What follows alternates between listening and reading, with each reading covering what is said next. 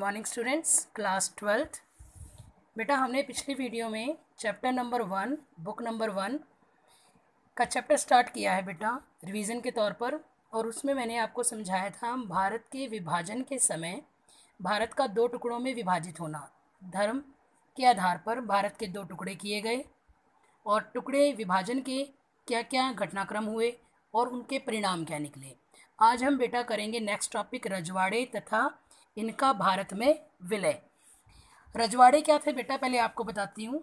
जब बेटा देश आज़ाद हुआ तो भारत में ऐसी 565 रियासतें थी जो अंग्रेज़ों के अधीन थी और उन पर जो राजा थे वो स्वतंत्र रूप से अंग्रेज़ों के अधीन होकर अपने राज्य के स्वयं वो राजा थे और ऐशो आराम का जीवन व्यतीत करते थे और वहाँ की जनता पर वो शासन करते थे और शासन के बदले वो क्या थे, अंग्रेज़ों को कर देते थे। तो जब भारत आज़ाद हुआ तो अंग्रेज़ों ने साथ साथ उन 565 रियासतों को भी स्वतंत्र कर दिया और उन रियासतों को बोला कि वो आज़ाद हैं किसी भी एक देश में शामिल होने के लिए, चाहे वो हिंदुस्तान में शामिल हों या फिर वो पाकिस्तान में शामिल हों। तो ये रजवाड़े जो थे बेटा, इनको जब स्वतंत्र किया गया तो क्या घटनाक्रम हुए। देश के छोटे बड़े आकार के ऐसे राज्य जहाँ पर राजाओं का शासन था उन्हें बेटा रजवाड़े कहा गया और इन राजाओं ने अंग्रेज़ों की गुलामी कबूल कर रखी थी। और जब अंग्रेज़ों ने भारत को स्वतंत्र किया दो टुकड़ों में बांटकर तो इन रजवाड़ों को भी स्वतंत्र कर दिया और ब्रिटिश ईस्ट इंडिया ने कहा कि दोनों हिस्से अपनी मर्जी से किसी भी एक हिस्से में शामिल हो सकती हैं। ये 565 रियासतें। ब्रिटिश ईस्ट इंडिया दो हिस्सों में बांट गया, एक हिस्सा जिसमें अंग्रेज़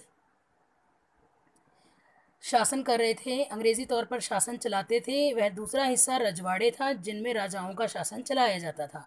रजवाड़ों के विलय में एक समस्या ये आई कि आज़ादी के तुरंत पहले ही अंग्रेज़ों ने यह कह दिया कि भारत ब्रिटिश प्रभुत्व से आज़ाद होने जा रहा है और ऐसे में जो रजवाड़े हैं उनको भी आज़ाद किया जा रहा है और वो आज़ाद रजवाड़े जो अपनी अपनी जागीरें लेकर बैठे हैं वो अपनी मर्ज़ी से किसी भी एक देश में शामिल हो सकते हैं।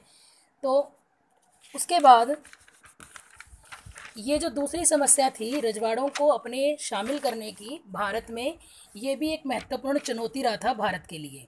और ऐसे यह फैसला राजा को करना था, वहाँ की जनता के ऊपर कोई भी निर्णय नहीं सौंपा गया।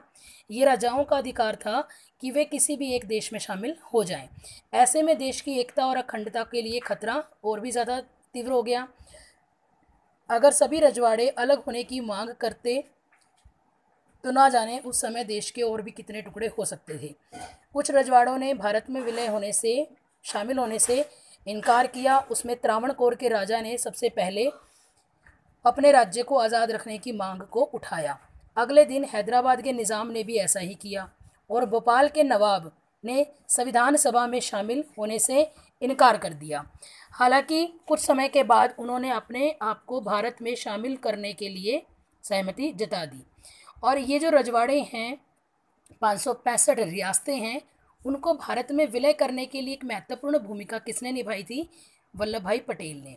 और वल्लभ भाई पटेल की उसी भूमिका को बेटा हम इस प्रकरण में करेंगे। देश के छोटे बड़े टुकड़े हो जाने की संभावना के कारण भारत ने सरकार ने एक कठोरता का फैसला लिया और वो फैसला क्या था? मुस्लिम लीग ने उस फैसले का विरोध किया और भारत का जो फैसला था बेटा वो ये फैसला था कि भारत सरकार ने जो सुविधाएं इन रजवाड़ों को देकर और चतुराई से इनके राज्य को अपने में शामिल करने का जो एक डिसीज़न लिया उसका विरोध मुस्लिम लीग द्वारा किया गया।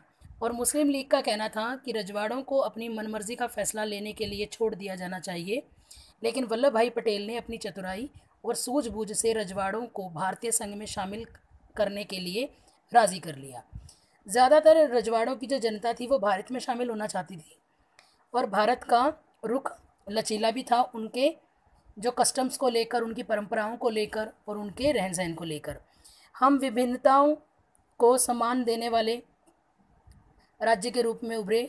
हमने सभी विभिन्नताओं को मानते हुए और उन विभिन्नताओं की पहचान को बरकरार रखते हुए उन्हें छूट दी कि वे अपनी सभ्यता और संस्कृति को अपनाते हुए भारत में शामिल हो सकते हैं और भारत की सरकार उन पर किसी भी तरीके का प्रेशर नहीं डालेगी। तभी वो सब वहाँ की जो जनता थी वो भारत में शामिल होने के लिए राज़ी हो गई।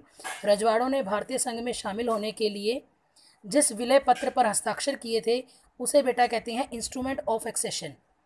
इंस्ट्रूमेंट ऑफ एक्सेशन कहा गया है। यहाँ पर आपका 1 नंबर का क्वेश्चन भी आ जाता है कि रजवाड़ों ने भारतीय संघ में शामिल होते समय जिस समझौते पत्र पर हस्ताक्षर किए उसे क्या नाम दिया गया? Instrument of accession.